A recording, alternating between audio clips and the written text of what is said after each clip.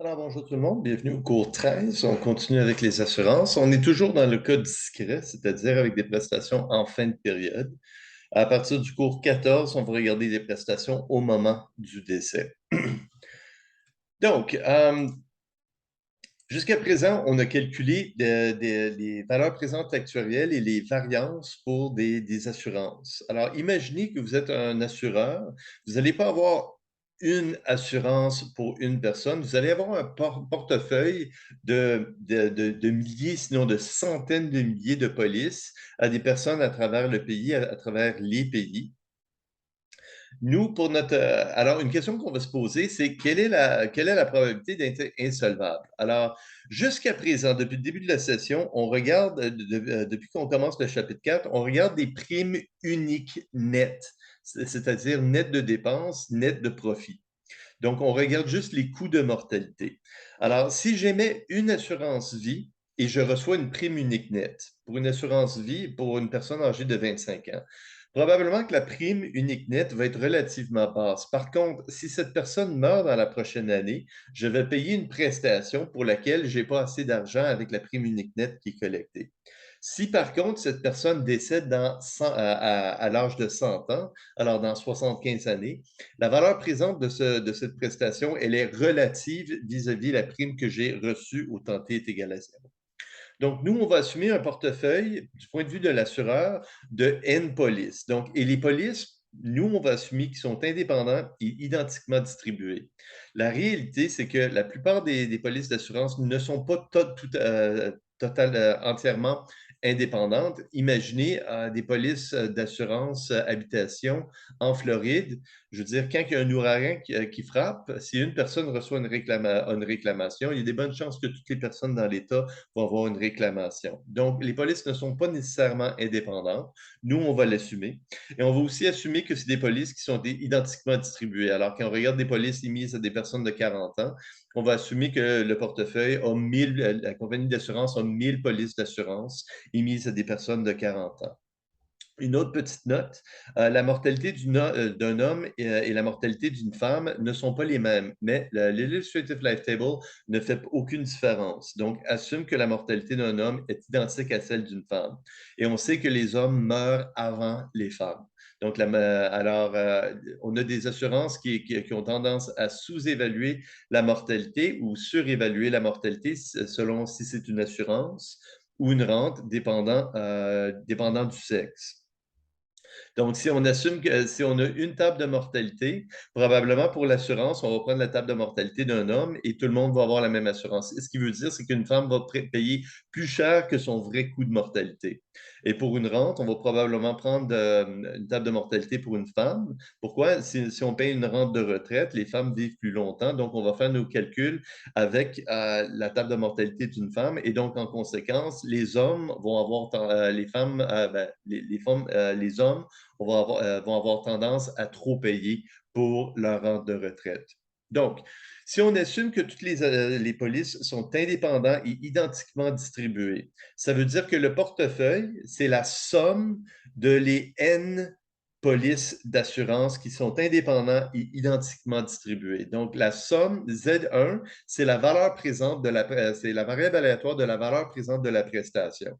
Si la prestation, elle est de 1 $, mais c'est égal à la valeur présente, alors c'est le facteur V, KX plus 1, où K, c'est le nombre entier d'années vécues, plus 1 parce que c'est payé à la fin de l'année. Donc, si le décès a lieu au temps 13,5, KX est égal à 13 années complètes. On fait le paiement au temps T est égal à 14, la fin de l'année. Donc, Z, c'est la valeur présente, c'est la variable aléatoire de la valeur présente de la prestation. Donc, si on a un portefeuille de N polices d'assurance, la S, c'est la somme c'est la somme des variables aléatoires de la valeur présente de la prestation. Donc, le montant total qui est payé. Quelle est l'espérance du montant total payé? Mais s'ils sont tous identiques et indépendants, identiquement distribué, ben, ça va être égal à l'espérance de Z1 plus Z2 plus Z jusqu'à N. Ils sont tous identiques. Donc, l'espérance de chaque variable aléatoire, ben, c'est l'espérance de Z. Et s'ils sont indépendants et identiquement distribués, ben, c'est tout simplement N fois l'espérance de Z. Donc, si j'ai 1000 polices identiques, l'espérance de la variable, de la valeur présente de toutes les prestations, ben, c'est égal à 1000 fois l'espérance d'une police d'assurance. La variance de Z1 plus Z2 plus Z2 jusqu'à Zn, s'ils sont indépendants, ça veut dire que les variables aléatoires n'ont aucune covariance entre elles. Et donc, la variance d'une somme de variables aléatoires, ben, c'est tout simplement la somme de toutes les variances de chaque variable aléatoire. Donc, la variance de Z1 plus Z2 jusqu'à Zn, mais c'est n fois la variance d'une police. Un exemple. La mortalité suit l'Illustrative Life Table à 6 %. Une assurance vie entière de 1000 $ payable à la fin de l'année du décès a été mise à 400 individus indépendants et identiquement distribués, âgés de 40 ans. Quel est le montant du fonds F qui doit être mis de côté afin d'avoir 95 % de chances de pouvoir payer toutes les prestations? On va assumer la normalité.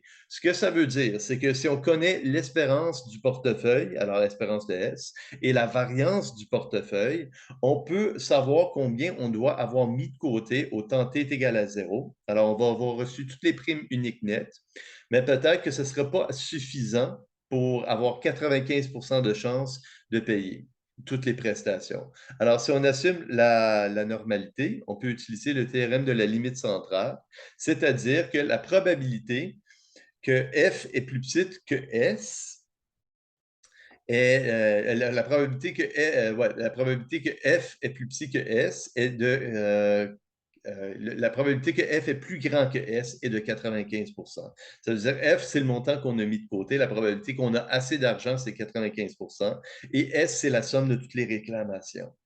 Donc, on peut utiliser la normalité. Donc, F moins l'espérance de S divisé par l'écart type de S, on peut assumer que ça suit une normale standard, c'est-à-dire une normale de moyenne 0 et d'écart type ou de variance 1. Donc, l'espérance d'une police. On a une police d'assurance qui paye 1000 $ à la fin de l'année du décès. Nos individus sont âgés de 40 ans. Donc, l'espérance pour chaque police, la prime unique nette devrait être de 161,32. Alors, si j'ai 1000 polices d'assurance, alors la prime unique nette, c'est la valeur présente actuarielle des prestations. C'est qu'est-ce qui est assumé qu'on va payer en moyenne sur cette police d'assurance. On va payer en moyenne 161,32. Si j'ai 400 polices identiques, mais alors si j'ai 400 polices et je m'attends à payer 161,32 sur chaque police, je peux m'attendre à payer 64 528. Alors, pour calculer la variance du portefeuille, j'ai besoin de la variance d'une police. Pour calculer la variance d'une police, ben, c'est l'espérance de Z au carré moins l'espérance de Z au carré. Alors, Z, c'est la variable aléatoire de la valeur présente de la prestation. On a une prestation de 1000 $. Alors, la valeur présente au carré de la prestation. Donc, la valeur présente au carré de la prestation, c'est 1000 au carré fois un facteur actuariel, alors un facteur d'assurance à 2 fois la force d'intérêt. Donc, c'est égal à... Et, on a une colonne dans l'Illustrative Life Table. Alors, on a la colonne AX à 2 fois la force d'intérêt. Et donc, pour une police, l'espérance de Z au carré, c'est 48 630. Pour calculer la variance, on prend l'espérance de Z au carré moins l'espérance de Z, 161,32 au carré, qui nous donne une variance par police de 22 605,86. Si j'ai 400 polices indépendantes, ça veut dire que les 400 polices n'ont aucune covariance entre elles. Et donc, la variance de ces 400 polices, c'est 400 fois la variance d'une police. Donc, 9 42 344. Pour les variances et pour les d'espérance au carré, ne soyez pas surpris d'avoir un chiffre qui est énorme parce que c'est un chiffre qui est au carré. Pour des taux d'intérêt, des variances et des espérances au carré, vous allez avoir des chiffres qui sont très petits parce que des taux d'intérêt, c'est des chiffres, des pourcentages. Alors, c'est des centièmes ou des millièmes au carré. Et donc, l'écart type de notre portefeuille, c'est 9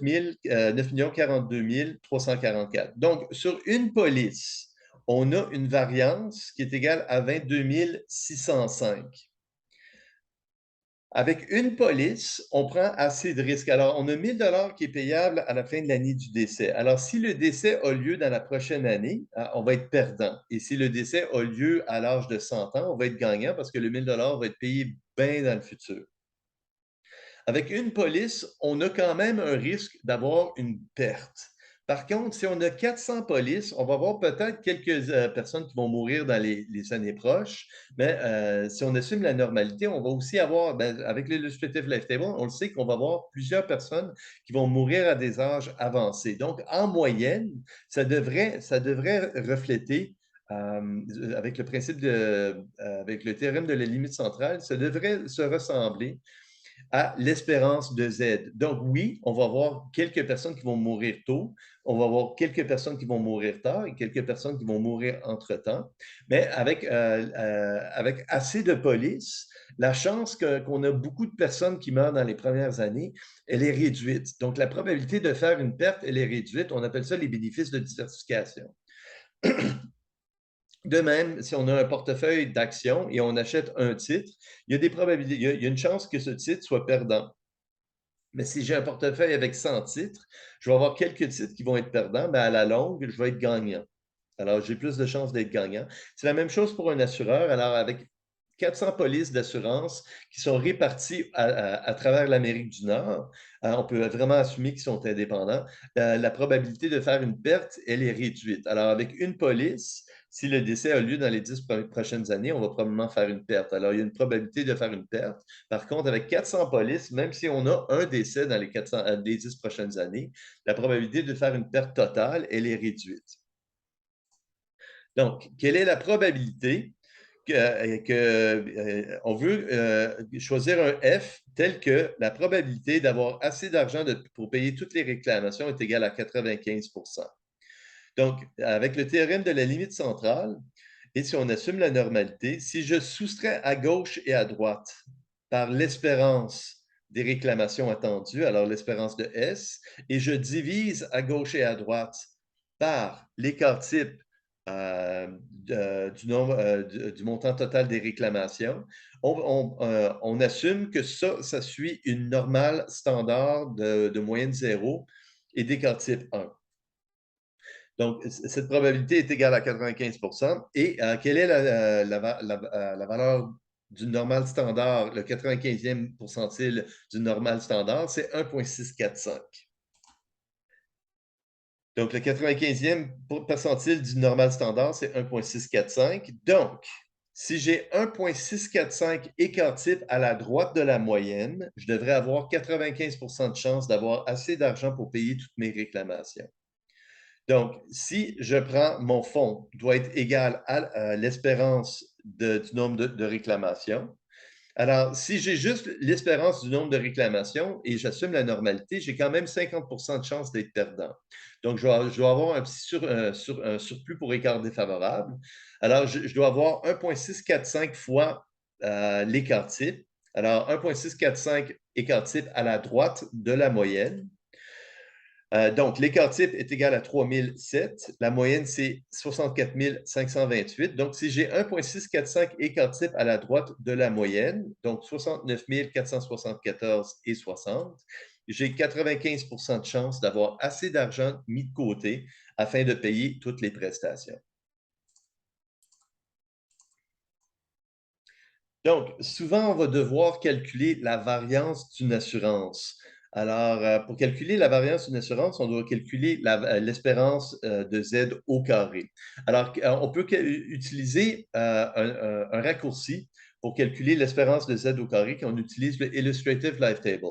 Donc, L'espérance de Z au carré, alors le carré qui est à côté de notre fonction d'assurance, ça veut juste dire que le calcul a été fait avec 2 fois la force d'intérêt. Donc, la variable aléatoire de la valeur présente de la prestation, ben, c'est B fois V à la KX plus 1. Donc, B à la V à la T. Donc, si on met V à la T au carré, c'est V à la 2T. Et V à la 2T, c'est tout simplement V à la T ben, à 2 fois la force d'intérêt. Donc, si on veut calculer quelle est la valeur présente actuarielle d'une assurance temporaire, d'une dotation 10 ans émise à une personne de 55 ans à 2 fois la force d'intérêt. Alors, c'est exactement le même calcul. Ce serait une dotation. Alors, une assurance temporaire 10 ans émise à 55 ans avec 2 fois la force d'intérêt, plus une dotation pure 10 ans émise à 55 ans à 2 fois la force d'intérêt. Donc, pour une dotation euh, endowment insurance, pour une dotation normale, c'est tout simplement une assurance temporaire. Donc, une assurance vie entière à 55 ans, moins la valeur présente de 65 ans à l'infini. Donc, on soustrait la valeur présente d'une assurance à 65 ans. On veut juste les 10 années entre 55 et 65 ans. Mais ce calcul est à 65, donc on laisse compte avec 10 périodes d'intérêt et 10 périodes de mortalité plus une dotation pure. Alors, ça, c'est l'assurance temporaire. Une dotation, c'est une assurance temporaire plus une dotation pure. Donc, on va payer une prestation si la personne survit N années. Donc, pour une dotation pure, c'est tout simplement V à la N, NPX. Et on a une colonne dans l'Illustrative Life Table pour 5, 10 et 20 ans de dotation pure. Donc, c'est tout simplement un chiffre qui est donné. Qu'est-ce qu'on fait pour une dotation pure à 2 fois la force d'intérêt? Donc, ce serait exactement le même calcul. Ce serait quand même, alors, à 2 fois la force d'intérêt, ce serait une assurance vie entière à 2 fois la force d'intérêt, moins un facteur de valeur présente actuarielle à 2 fois la force d'intérêt. Alors, au lieu de faire V à la 10, 10px, ce serait V à la 20, 10px. Donc, ce serait, la valeur présente actuarielle 10 ans fois V à la 10, ou divisé par 1 plus I, 1 plus 6 à la 10. De même chose pour la dotation, la composante dotation pure. Donc, pour calculer une dotation 10 ans émise à 55 ans avec prestation en fin de période à 2 fois la force d'intérêt. Alors, c'est l'assurance temporaire. Alors, une assurance vie entière à 55 ans à 2 fois la force d'intérêt, moins l'assurance vie entière à 65 ans à 2 fois la force d'intérêt, parce qu'on veut juste de 55 à 65. Mais ce calcul est fait à 65. On doit l'escompter avec 10 périodes d'intérêt et 10 périodes de mortalité. L'intérêt à 2 fois la force d'intérêt plus la composante dotation pure à 2 fois la force d'intérêt. Et donc, si on veut calculer la valeur présente actuarielle d'une dotation pure, c'est V à la N NPX. Donc, 10, la dotation pure 10 ans émise à 55 ans, c'est V à la 10, 10P 55. Alors, on escompte 10 périodes fois la probabilité de survivre les 10 prochaines années. Si on fait ça à 2 fois la force d'intérêt, alors, ça devient V à la 20, 10P55, ou bedon, ça devient tout simplement 10EX fois V10. Alors, ça doit V10 fois 10EX. Et tout simplement, on prend 10EX et on divise par 1 plus I à la 10. Ce qui nous donne un facteur de valeur présente actuarielle à 2 fois la force d'intérêt, qui est égal à 0.27186. Et maintenant, on peut faire notre calcul. Alors, pour une dotation à 2 fois la force d'intérêt, alors c'est la valeur d'une assurance temporaire à 2 fois la force d'intérêt, plus une dotation pure à 2 fois la force d'intérêt. Prochain exemple, la mortalité suit l'Illustrative Life Table à 6 Alors, j'ai 1000 polices d'assurance vie entière qui sont indépendants et identiquement distribuées. Alors, 1000 polices pour des personnes âgées de 65 ans, la prestation est de 10 Maintenant, normalement, une police d'assurance n'a pas une prestation de 10 mais vu que c'est des chiffres au carré, quand on va faire des calculs avec notre calculatrice, ça va faire des chiffres énormes si on a des prestations de 100 000 Donc, normalement, les questions sont avec des chiffres qui sont relativement bas pour que ça puisse rentrer dans notre calculatrice. Notre calculatrice, pour la plupart, peut juste mettre 9 décimales ou 9 chiffres à l'écran. Donc, si on a un chiffre de 100 000 au carré, ça devient en format scientifique. La prestation est payée à la fin de l'année du décès. Le fonds F est calculé de la façon suivante, de telle façon à ce qu'on a 80 de chances d'être capable de payer toutes les prestations. Quelle est la valeur de F? Donc, on commence par calculer l'espérance de Z, par la suite l'espérance de S, la variance de Z et par la suite la variance de S. Donc, la valeur présente, la variable Z, c'est la valeur présente de 10 payable à la fin de l'année du décès. Alors, c'est 10 fois un facteur d'assurance à 65 ans, donc une assurance vie entière de 10 payable à la fin de l'année du décès émise à une personne de 65 ans. Donc, chaque police, la prime unique nette est de 4,398 par dollar, pour 10 d'assurance. Donc, pour un portefeuille de 1000 polices indépendants identiquement distribués, 1000 polices, on va recevoir 1000 primes uniques nettes de 4,398 Donc, on devrait recevoir 4 398 de primes uniques nettes de 1000 clients. Pour calculer la variance du portefeuille, on doit calculer la variance de une police et la variance du portefeuille va être 1000 fois la variance de une police. Donc, pour calculer la variance de une police, on doit passer par la variance, c'est espérance de Z au carré moins l'espérance de Z. Donc, ça devient 10 au carré fois la valeur présente de 1 payable à la fin de l'année, escomptée à 2 fois la force d'intérêt. Alors, encore une fois, on a ça dans notre Illustrative Life Table. Ce qui veut dire que l'espérance de Z au carré est égale à 23,603. Et donc, la variance de Z, c'est égal à l'espérance de Z au carré, moins l'espérance de Z, 4,398, au carré. Et donc, pour une police, la variance est de 4,26. Pour 1000 polices d'assurance, la variance du portefeuille, mais c'est 1000 fois la variance de une police, donc 4260 et 60. Quelle est la probabilité d'avoir au moins 80 de chances d'être capable de payer toutes nos réclamations? Alors, c'est le 80e percentile d'une loi normale, donc c'est le point 0,84 d'une table normale. On doit avoir 0,84 écart type de plus que la moyenne afin d'avoir 80 de chances d'être capable de payer toutes les réclamations. Donc, la probabilité, on veut avoir assez d'argent dans le fonds F pour avoir 80 de probabilité de payer toutes nos réclamations.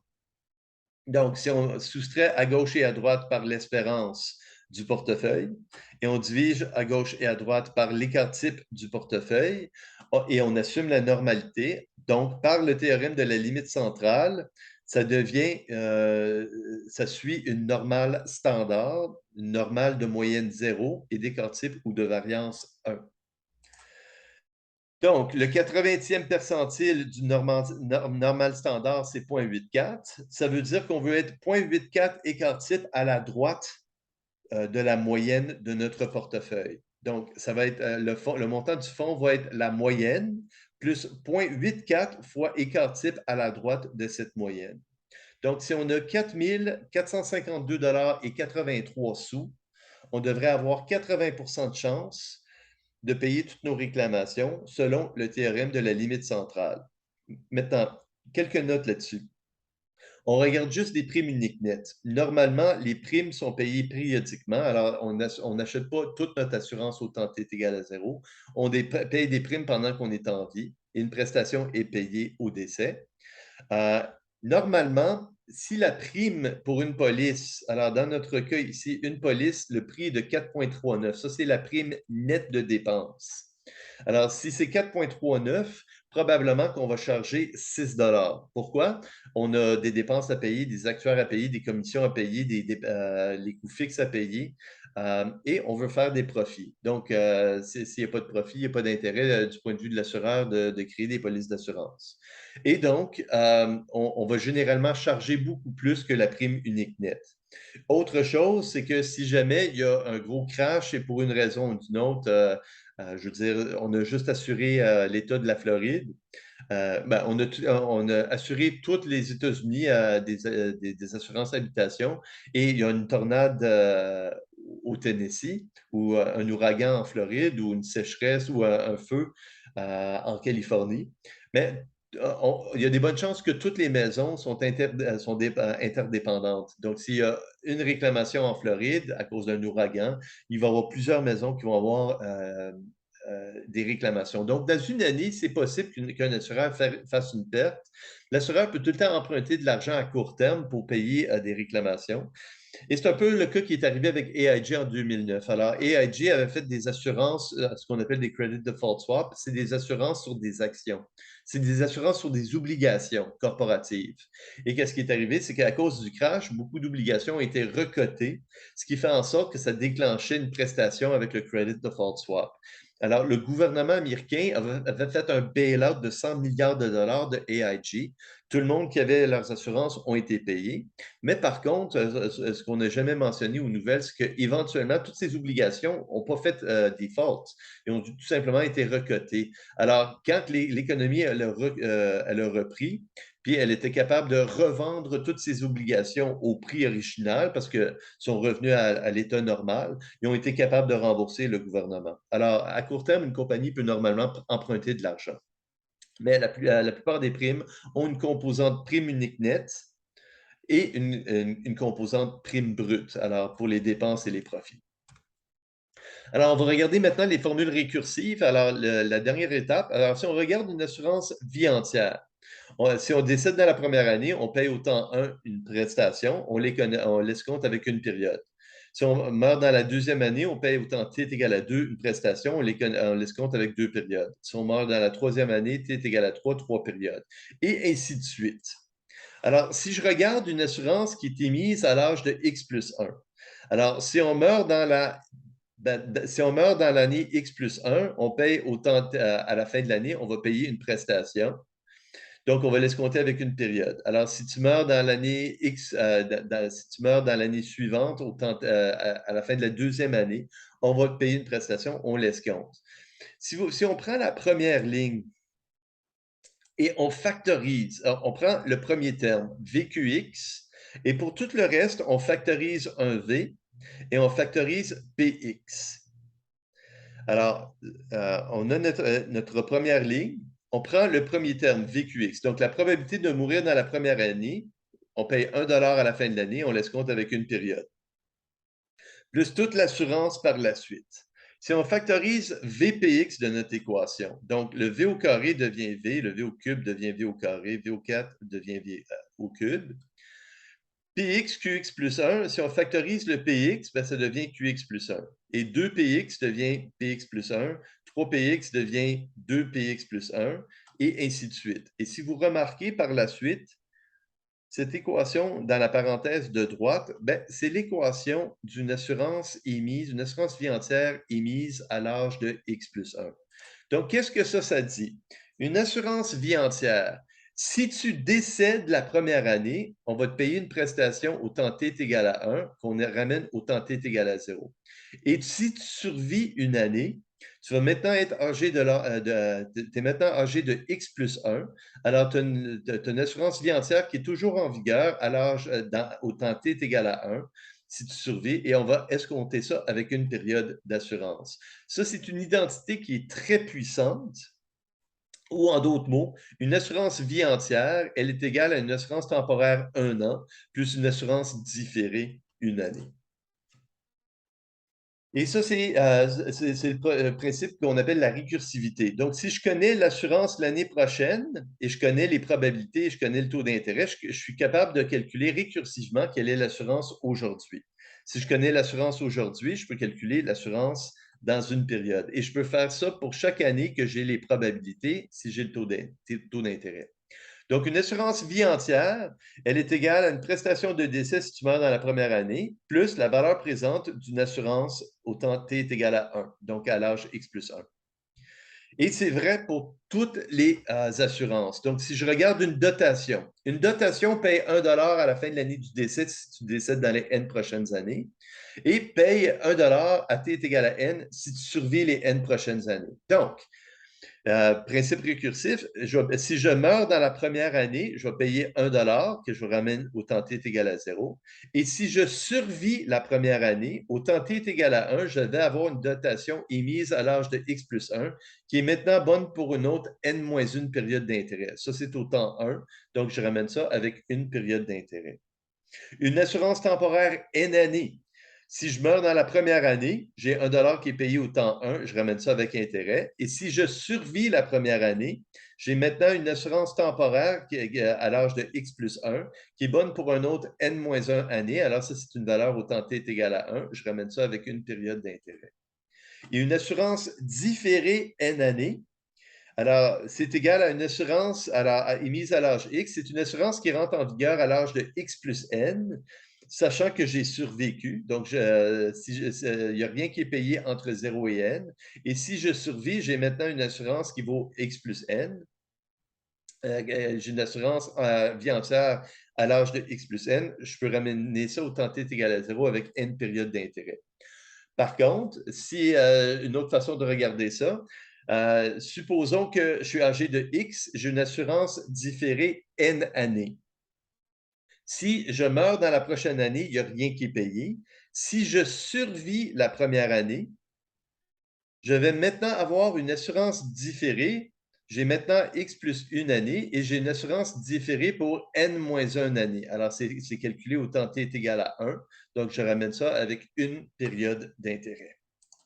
Faisons un exemple.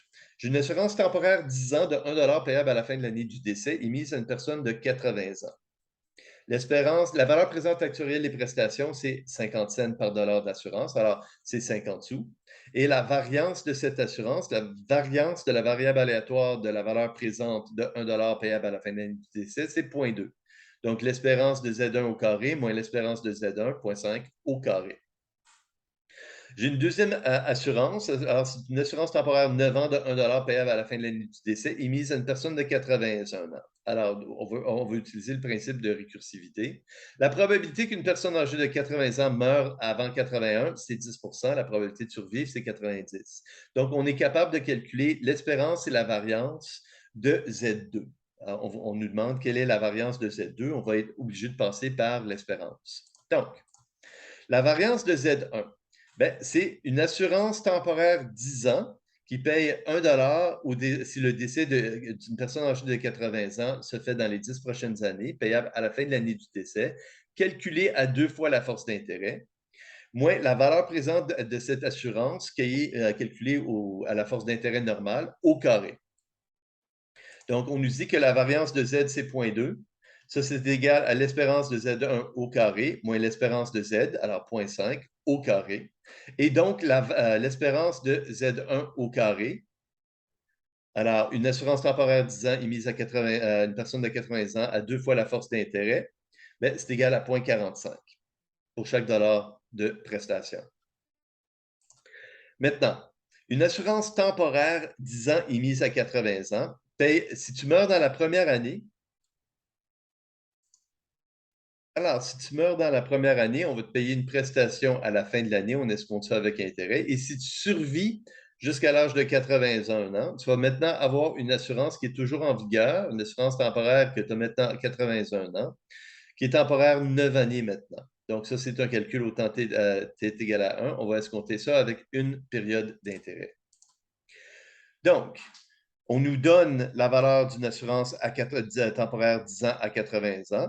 Ben, c'est égal à la probabilité de mourir dans l'année, 10 escompté avec une période d'intérêt, alors fois 1 divisé par 1 plus i, fois la probabilité de survivre, 90 fois un facteur d'escompte, alors divisé par 1 plus i, fois la valeur de l'assurance à l'âge de 81 ans. Donc, cette assurance à 81 ans vaut 0,46667 pour chaque dollar d'assurance. Pour calculer la variance, on doit utiliser. Alors, la variance, on doit passer par l'espérance de Z2 au carré. Alors, l'espérance de Z1 au carré, c'est un calcul de valeur présente actuelle à 2 fois la force d'intérêt. Alors, si j'utilise 2 fois la force d'intérêt, V devient V au carré.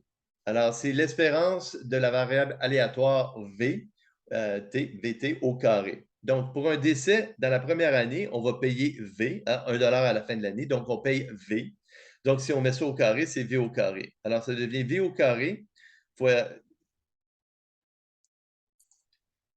Donc, alors si on meurt dans la première année, on va payer 1 à la fin de l'année. On va escompter ça avec 2 fois la force d'intérêt, donc fois V au carré. Si on meurt dans la deuxième année, on va payer 1 au temps t est égal à 2. On ramène ça avec 2 fois la force d'intérêt, donc V au carré, donc V à la 4, et ainsi de suite. Pour un décès dans la 10e année, on va payer au temps t est égal à 10, 10. On va escompter ça avec V à la 10 au carré, donc V à la 20. Donc, ça, c'est égal à, si on meurt dans la première année, on va payer 1 à la fin de l'année, à ramener avec 2 périodes d'intérêt. Donc, c'est le premier terme. Et on va factoriser V au carré, P80, parce que qu'est-ce qui va rester? Ben, c'est tout simplement, ça va être V au carré fois Q81, plus V à la 4, P81 fois Q82, et ainsi de suite. Alors, ça devient le facteur ça devient le facteur de variable aléatoire de la valeur présente d'une assurance temporaire de 9 ans à 2 fois la force d'intérêt. Et donc, celle-ci, elle est donnée, 0,45. V, on le connaît, c'est 1 divisé par 1 plus I, alors 1 divisé par 1,04. La probabilité de mourir dans la première année, c'est 10 %. Et donc, on est capable d'isoler notre facteur à l'âge de 81 ans. Quelle est la variance maintenant? Alors, c'est l'espérance de Z2 au carré moins l'espérance de Z2 au carré. Et donc, ça nous donne une variance qui est égale à 0,21191. Bon, et ça termine nos questions.